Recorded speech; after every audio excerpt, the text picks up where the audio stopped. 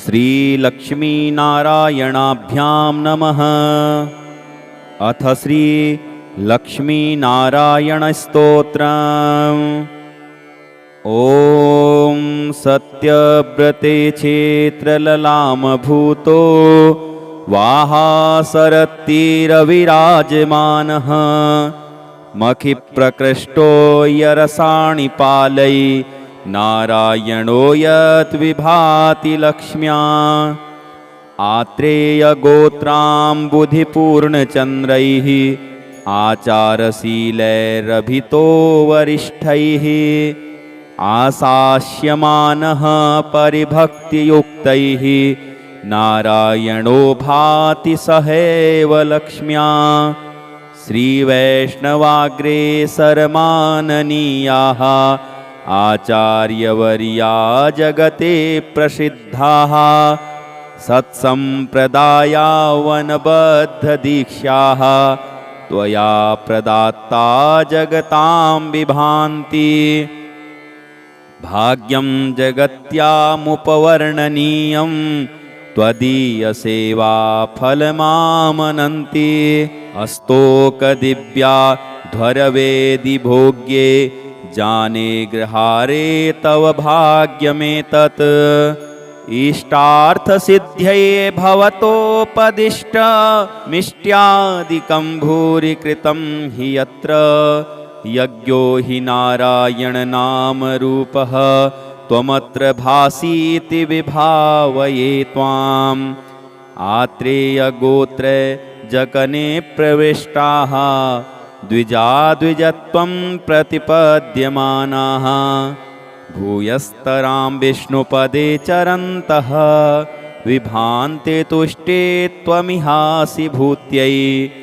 नारायणं त्वं रमया समेतः प्राचीं दिशं वीक्ष्य मुहुः प्रसन्नः कुतो न जाने परमं रहस्यं यूपोज्ज्वलं स्तम्भमवेक्ष्यसे किम्। यज्ञस्य साक्षी स्थिर एव लोके यज्ञस्थलीं चापि विभाति सुस्था ततोऽभिजाता वसतो गृहारः विश्वप्रसिद्धोऽप्यधुना त्वयैव। कञ्चुत्तराच्चोत्तमतां प्रणीता यज्ञैर्हि सज्जैः किल यायजूकैः अत्रन्ववायान्वयवेद्वदग्र्यैः सुस्वध्वरैरध्वरवेदिदीप्रैः। श्रीवादिहंसाम्बुदसूरिवर्य वंशावतंसैः किल विप्रवर्यैः। श्रीश्रीनिवासाध्वरिभिः प्रतिष्ठां प्राप्तो गृहारो यरसाणि पालैः। इति श्री लक्ष्मीनारायणस्तोत्रम्। श्रीविष्णवे नमः। अथ श्रीविष्णुपञ्जरस्तोत्रम्। हरिः उवाच। नमो नमस्ते गोविन्द चक्रं गृह्य सुदर्शनं प्राच्यां रक्षस्व मां विष्णो त्वामहं शरणं गतः। गदां कौमोदकीं गृह्य पद्मनाभ नमोऽस्तु ते। यां यां रक्षस्व मां विष्णो त्वामहं शरणं गतः। हलमादाय सौनन्दं नमस्ते पुरुषोत्तम प्रतीच्यां रक्ष मां विष्णो त्वामहं शरणं गतः। मुसलं सातनं गृह्य पुण्डरीकाक्ष रक्ष माम् उत्तरस्यां जगन्नाथ भवन्तं शरणं गतः। खड्गमादाय चर्माथ अस्त्रशस्त्रादिकं हरे नमस्ते रक्ष रक्षोघ्न ऐशान्यां शरणं गतः। पाञ्चजन्यं महाशङ्खम् अनुघोष्यं च पङ्कजं प्रगृह्य रक्ष मां विष्णो आग्नेयां रक्ष सूकर। चन्द्रसूर्यं समागृह्य खड्गं चान्द्रमशं तथा नैऋत्यां मां च रक्षस्व दिव्यमूर्ते नृकेशरिन् वैजयन्तीं सम्प्रगृह्य श्रीवत्सं कण्ठभूषणं वायव्यां रक्ष्य मां देव हयग्रीव नमोऽस्तु ते। वैनतेयं समारुह्य त्वन्तरिक्षे जनार्दन मां रक्षस्वाजित सदा नमस्ते स्त्वपराजित। विशालाक्षं समारुह्य रक्ष्य मां त्वं रसातले अकूपार नमस्तुभ्यं महामीन नमोऽस्तु ते।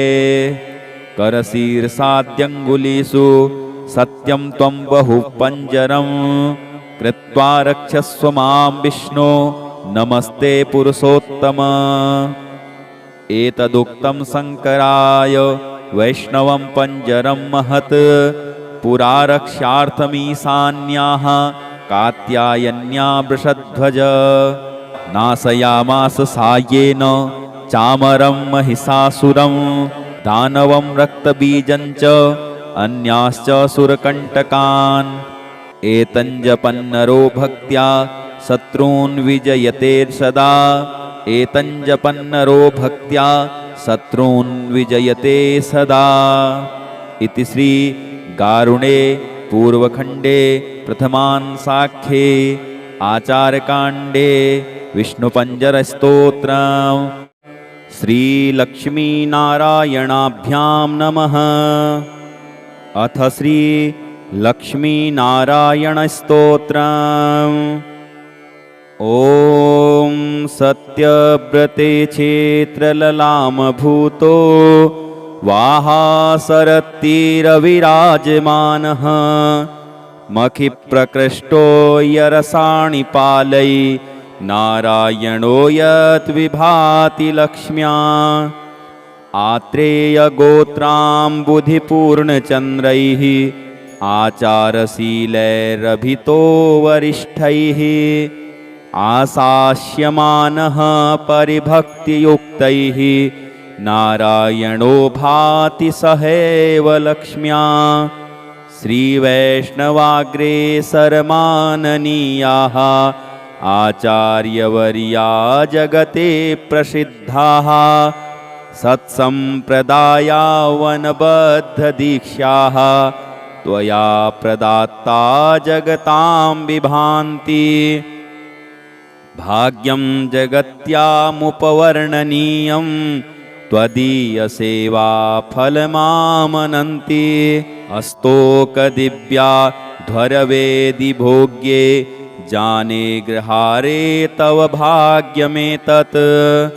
इष्टार्थसिद्ध्यै भवतोपदिष्टमिष्ट्यादिकं भूरि कृतं हि यत्र यज्ञो हि नारायणनामरूपः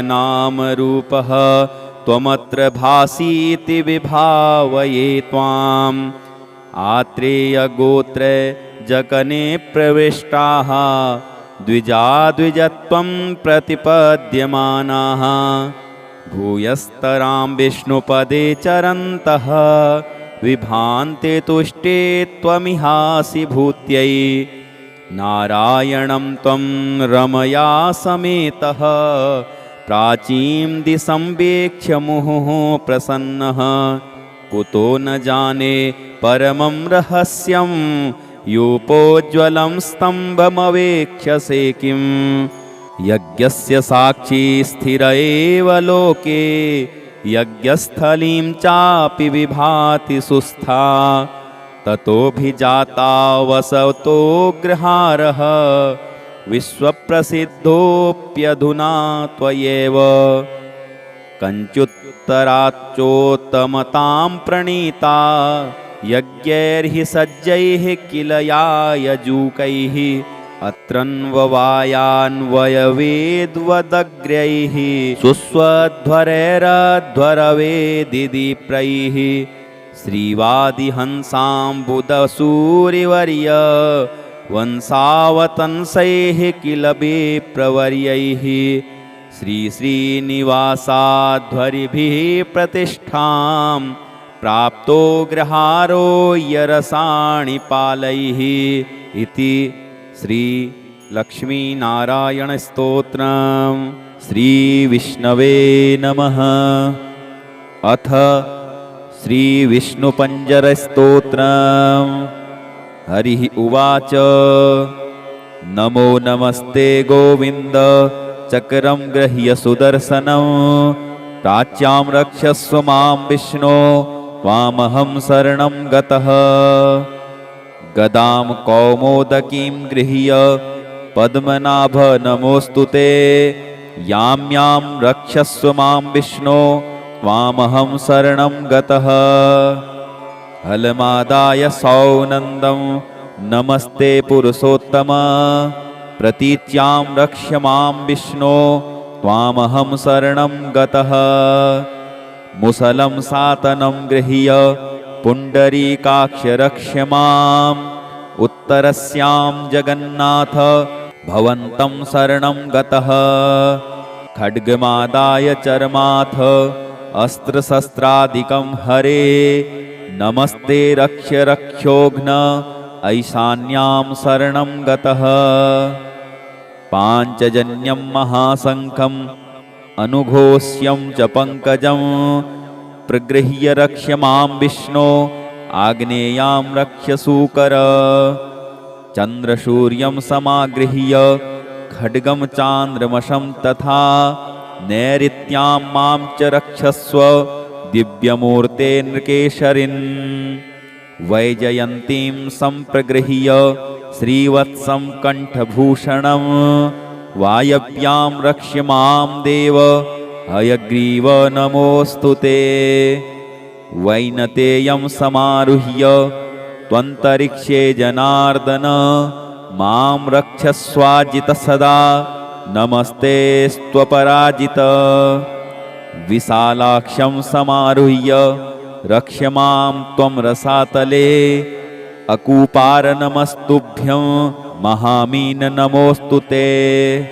करशीर्षाद्यङ्गुलीषु सत्यं त्वं बहुपञ्जरं कृत्वा रक्षस्व मां विष्णो नमस्ते पुरुषोत्तम। एतदुक्तं शङ्कराय वैष्णवं पञ्जरं महत् पुरा रक्षार्थमीशान्याः कात्यायन्या वृषध्वज। नाशयामास साय्येन चामरं महिषासुरं दानवं रक्तबीजं च अन्याश्च सुरकण्टकान्। एतञ्जपन्नरो भक्त्या शत्रून् विजयते सदा एतञ्जपन्नरो भक्त्या शत्रून् विजयते सदा। इति श्री गारुणे पूर्वखण्डे प्रथमांशाख्ये आचार्यकाण्डे विष्णुपञ्जरस्तोत्रम् श्रीलक्ष्मीनारायणाभ्यां नमः। अथ श्रीलक्ष्मीनारायणस्तोत्रम्। ॐ सत्यव्रते क्षेत्रललामभूतो वाहासरत्तिरविराजमानः मखिप्रकृष्टो यरसाणि पालै नारायणो यद्विभाति लक्ष्म्या। आत्रेयगोत्राम्बुधिपूर्णचन्द्रैः आचारशीलैरभितो वरिष्ठैः आशास्यमानः परिभक्तियुक्तैः नारायणो भाति सहैव लक्ष्म्या। श्रीवैष्णवाग्रेसरमाननीयाः आचार्यवर्या जगते प्रसिद्धाः सत्सम्प्रदायावनबद्धदीक्षाः त्वया प्रदात्ता जगतां विभान्ति। भाग्यं जगत्यामुपवर्णनीयं त्वदीयसेवा फलमामनन्ति। अस्तोकदिव्या ध्वरवेदि भोग्ये जाने गृहारे तव भाग्यमेतत्। इष्टार्थसिद्ध्यै भवतोपदिष्टमिष्ट्यादिकं भूरि कृतं हि यत्र यज्ञो हि नारायणनामरूपः त्वमत्र भासीति विभावये त्वाम्। आत्रेयगोत्रे जकने प्रविष्टाः द्विजाद्विजत्वं प्रतिपद्यमानाः भूयस्तरां विष्णुपदे चरन्तः विभान्ते तुष्टे त्वमिहासि भूत्यै नारायणं त्वं रमया समेतः प्राचीं दिशं वीक्ष्य मुहुः प्रसन्नः कुतो न जाने परमं रहस्यं योपोज्ज्वलं स्तम्भमवेक्ष्यसे किं यज्ञस्य साक्षी स्थिर एव लोके यज्ञस्थलीं चापि विभाति सुस्था ततोऽभिजाता वसतो गृहारः विश्वप्रसिद्धोऽप्यधुना त्वयैव कञ्चुत्तराच्चोत्तमतां प्रणीता यज्ञैर्हि सज्जैः किल यायजूकैः अत्रन्ववायान्वयवेद्वदग्र्यैः सुस्वध्वरैरध्वरवेदिदीप्रैः श्रीवादिहंसाम्बुदसूरिवर्य वंसावतंसैः किल विप्रवर्यैः श्रीश्रीनिवासाध्वरिभिः प्रतिष्ठां प्राप्तो गृहारो यरसाणिपालैः इति श्री लक्ष्मीनारायणस्तोत्रम्। श्रीविष्णवे नमः। अथ श्रीविष्णुपञ्जरस्तोत्रम्। हरिः उवाच नमो नमस्ते गोविन्द चक्रं गृह्य सुदर्शनं प्राच्यां रक्षस्व मां विष्णो त्वामहं शरणं गतः गदां कौमोदकीं गृह्य पद्मनाभ नमोऽस्तु ते यां यां रक्षस्व मां विष्णो त्वामहं शरणं गतः हलमादाय सौनन्दं नमस्ते पुरुषोत्तम प्रतीच्यां रक्ष्य मां विष्णो त्वामहं शरणं गतः मुसलं सातनं गृह्य पुण्डरीकाक्ष रक्ष्य माम् उत्तरस्यां जगन्नाथ भवन्तं शरणं गतः खड्गमादाय चर्माथ अस्त्रशस्त्रादिकं हरे नमस्ते रक्ष्य रक्षोघ्न ऐशान्यां शरणं गतः पाञ्चजन्यं महाशङ्खम् अनुघोष्यं च पङ्कजं प्रगृह्य रक्ष्य मां विष्णो आग्नेयां रक्ष्य सूकर चन्द्रसूर्यं समागृह्य खड्गं चान्द्रमशं तथा नैऋत्यां मां च रक्षस्व दिव्यमूर्ते नृकेशरिन् वैजयन्तीं सम्प्रगृह्य श्रीवत्सं कण्ठभूषणं वायव्यां रक्ष्य मां देव हयग्रीव नमोऽस्तु ते वैनतेयं समारुह्य त्वन्तरिक्षे जनार्दन मां रक्षस्वाजित सदा नमस्ते स्त्वपराजित विशालाक्षं समारुह्य रक्ष्य मां त्वं रसातले अकूपार नमस्तुभ्यं महामीन नमोऽस्तु ते करशीर्षाद्यङ्गुलीषु सत्यं त्वं बहुपञ्जरं कृत्वा रक्षस्व मां विष्णो नमस्ते पुरुषोत्तम एतदुक्तं शङ्कराय वैष्णवं पञ्जरं महत् पुरा रक्षार्थमीशान्याः कात्यायन्या वृषध्वज नाशयामास सायेन चामरं महिषासुरं दानवं रक्तबीजं च अन्याश्च सुरकण्टकान् एतञ्जपन्नरो भक्त्या शत्रून् विजयते सदा एतञ्जपन्नरो भक्त्या शत्रून् विजयते सदा इति श्री गारुणे पूर्वखण्डे प्रथमांसाख्ये आचार्यकाण्डे विष्णुपञ्जरस्तोत्रम् श्रीलक्ष्मीनारायणाभ्यां नमः। अथ श्रीलक्ष्मीनारायणस्तोत्रम्। ॐ सत्यव्रते क्षेत्रललामभूतो वाहासरत्तिरविराजमानः मखिप्रकृष्टो यरसाणि पालै नारायणो यद्विभाति लक्ष्म्या आत्रेयगोत्राम्बुधिपूर्णचन्द्रैः आचारशीलैरभितो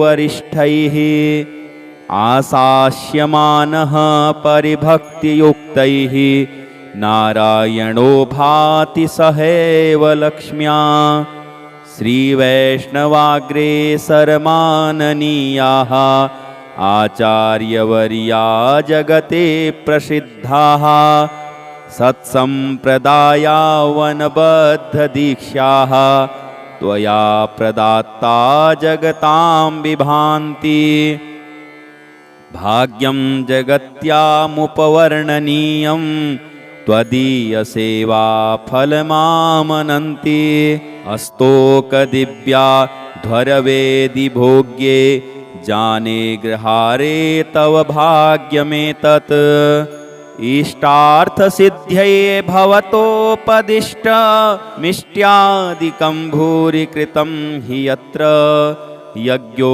हि नारायणनामरूपः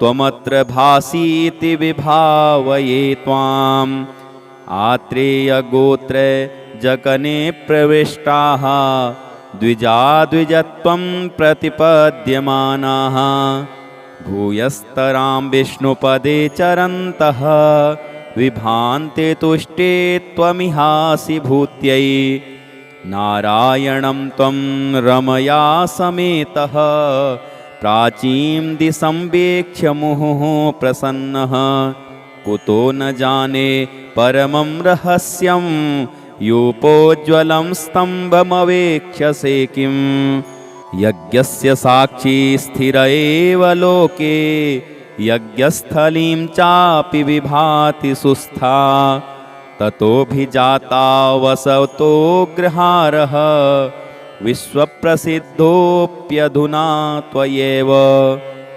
कञ्चुत्तराच्चोत्तमतां प्रणीता यज्ञैर्हि सज्जैः किल यायजूकैः अत्रन्ववायान्वयवेद्वदग्र्यैः सुस्वध्वरैरध्वरवेदिदीप्रैः श्रीवादिहंसाम्बुदसूरिवर्य वंशावतंसैः किल विप्रवर्यैः श्रीश्रीनिवासाध्वरिभिः प्रतिष्ठां प्राप्तो गृहारो यरसाणि पालैः इति श्री लक्ष्मीनारायणस्तोत्रम् श्रीविष्णवे नमः। अथ श्रीविष्णुपञ्जरस्तोत्रम्।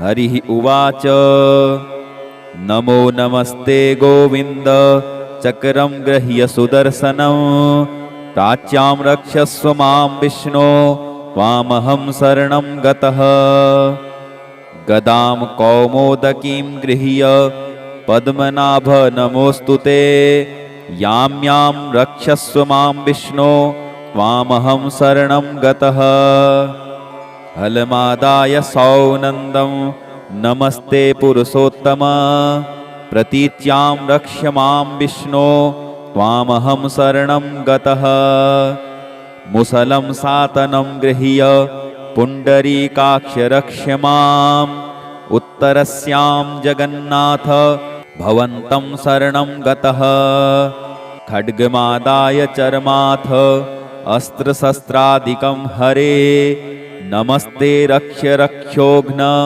ऐशान्यां शरणं गतः पाञ्चजन्यं महाशङ्खम् अनुघोष्यं च पङ्कजं प्रगृह्य रक्ष मां विष्णो आग्नेयां रक्ष सूकर चन्द्रसूर्यं समागृह्य खड्गं चान्द्रमशं तथा नैऋत्यां मां च रक्षस्व दिव्यमूर्ते नृकेशरिन् वैजयन्तीं सम्प्रगृह्य श्रीवत्सं कण्ठभूषणं वायव्यां रक्ष मां देव हयग्रीव नमोऽस्तु ते।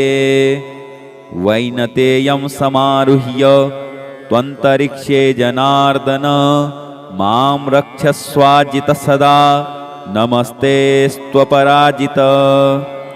विशालाक्षं समारुह्य रक्ष्य मां त्वं रसातले अकूपार नमस्तुभ्यं महामीन नमोऽस्तु ते। करशीर्षाद्यङ्गुलीषु सत्यं त्वं बहुपञ्जरं कृत्वा रक्षस्व मां विष्णो नमस्ते पुरुषोत्तम। एतदुक्तं शङ्कराय वैष्णवं पञ्जरं महत् पुरा रक्षार्थमीशान्याः कात्यायन्या वृषध्वज। नाशयामास सायेन चामरं महिषासुरं दानवं रक्तबीजं च अन्याश्च सुरकण्टकान्। एतञ्जपन्नरो भक्त्या शत्रून् विजयते सदा एतञ्जपन्नरो भक्त्या शत्रून् विजयते सदा। इति श्री गारुणे पूर्वखण्डे प्रथमांशाख्ये आचार्यकाण्डे विष्णुपञ्जरस्तोत्रम् श्रीलक्ष्मीनारायणाभ्यां नमः। अथ श्रीलक्ष्मीनारायणस्तोत्रम्। ॐ सत्यव्रते क्षेत्रललामभूतो वाहासरत्तिरविराजमानः मखिप्रकृष्टो यरसाणि पालै नारायणो यद्विभाति लक्ष्म्या। आत्रेयगोत्राम्बुधिपूर्णचन्द्रैः आचारशीलैरभितो वरिष्ठैः आशास्यमानः परिभक्तियुक्तैः नारायणो भाति सहैव लक्ष्म्या। श्रीवैष्णवाग्रेसरमाननीयाः आचार्यवर्या जगते प्रसिद्धाः सत्सम्प्रदायावनबद्धदीक्षाः त्वया प्रदात्ता जगतां विभान्ति।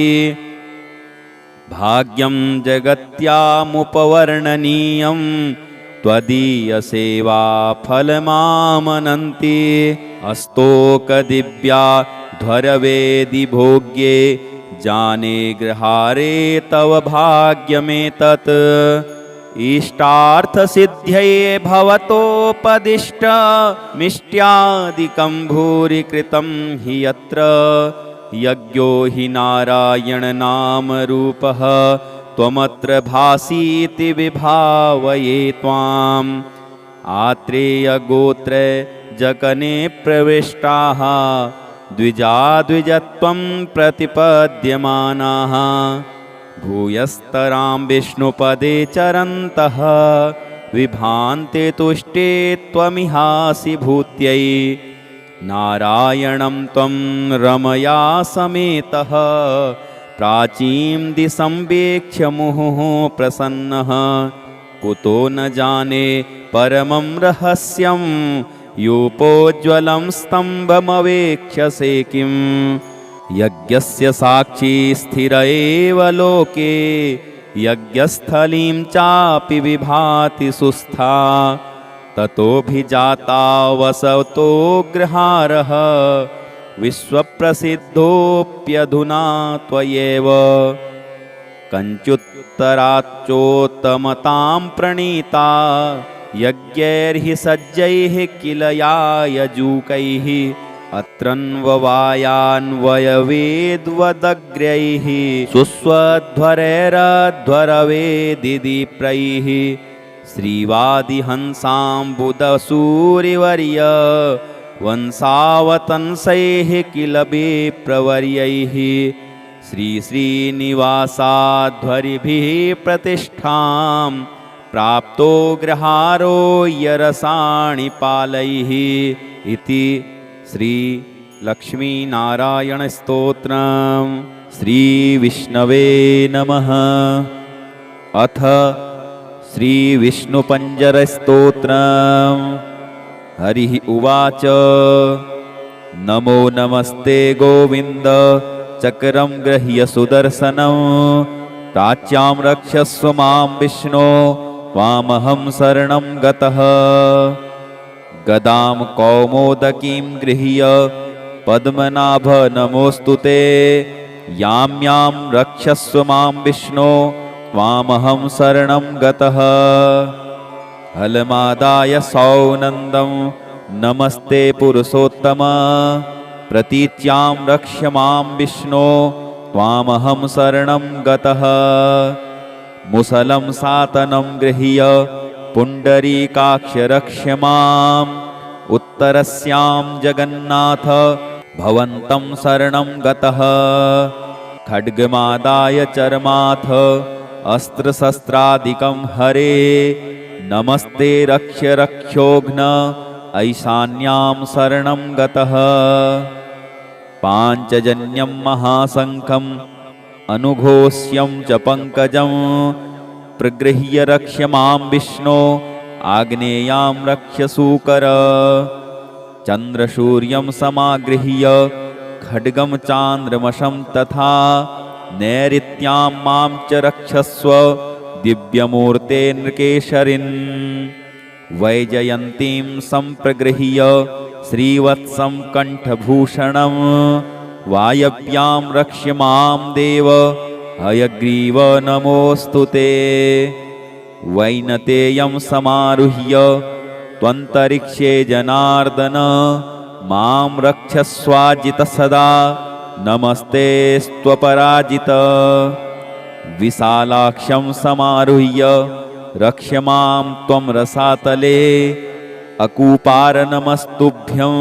महामीन नमोऽस्तु ते करशीर्षाद्यङ्गुलीषु सत्यं त्वं बहुपञ्जरं कृत्वा रक्षस्व मां विष्णो नमस्ते पुरुषोत्तम एतदुक्तं शङ्कराय वैष्णवं पञ्जरं महत् पुरा रक्षार्थमीशान्याः कात्यायन्या वृषध्वज नाशयामास सायेन चामरं महिषासुरं दानवं रक्तबीजं च अन्याश्च सुरकण्टकान् एतञ्जपन्नरो भक्त्या शत्रून् विजयते सदा एतञ्जपन्नरो भक्त्या शत्रून् विजयते सदा इति श्री गारुणे पूर्वखण्डे प्रथमांशाख्ये आचार्यकाण्डे विष्णुपञ्जरस्तोत्रम् श्रीलक्ष्मीनारायणाभ्यां नमः। अथ श्रीलक्ष्मीनारायणस्तोत्रम् ॐ सत्यव्रते क्षेत्रललामभूतो वाहासरत्तिरविराजमानः मखिप्रकृष्टो यरसाणि पालै नारायणो यद्विभाति लक्ष्म्या आत्रेयगोत्राम्बुधिपूर्णचन्द्रैः आचारशीलैरभितो वरिष्ठैः आशास्यमानः परिभक्तियुक्तैः नारायणो भाति सहैव लक्ष्म्या श्रीवैष्णवाग्रेसरमाननीयाः आचार्यवर्या जगते प्रसिद्धाः सत्सम्प्रदायावनबद्धदीक्षाः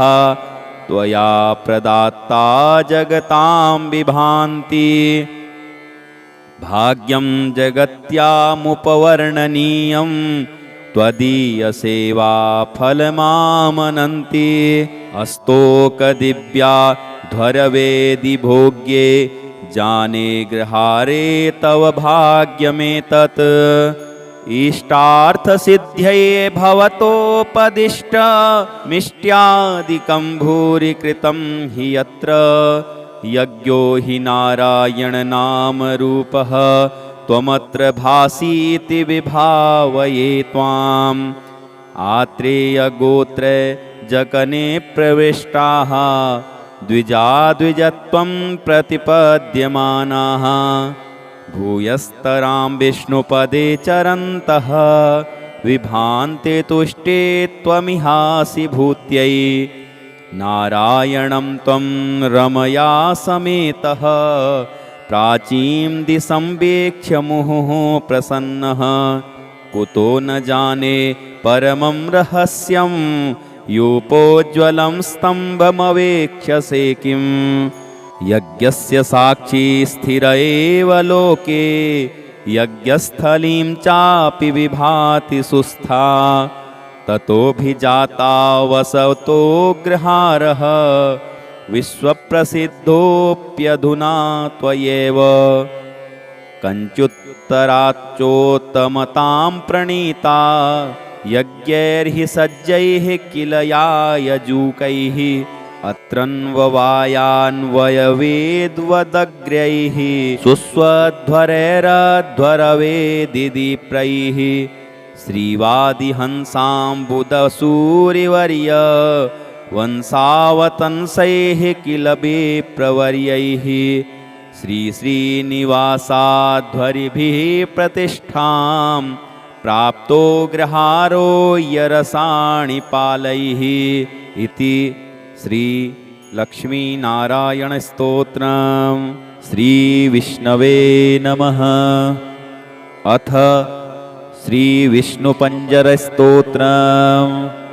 हरिः उवाच नमो नमस्ते गोविन्द चक्रं गृह्य सुदर्शनं प्राच्यां रक्षस्व मां विष्णो त्वामहं शरणं गतः गदां कौमोदकीं गृह्य पद्मनाभ नमोऽस्तु ते यां यां रक्षस्व मां विष्णो त्वामहं शरणं गतः हलमादाय सौनन्दं नमस्ते पुरुषोत्तम प्रतीच्यां रक्ष्य मां विष्णो त्वामहं शरणं गतः मुसलं सातनं गृह्य पुण्डरीकाक्ष रक्ष्य माम् उत्तरस्यां जगन्नाथ भवन्तं शरणं गतः खड्गमादाय चर्माथ अस्त्रशस्त्रादिकं हरे नमस्ते रक्ष्य रक्षोघ्न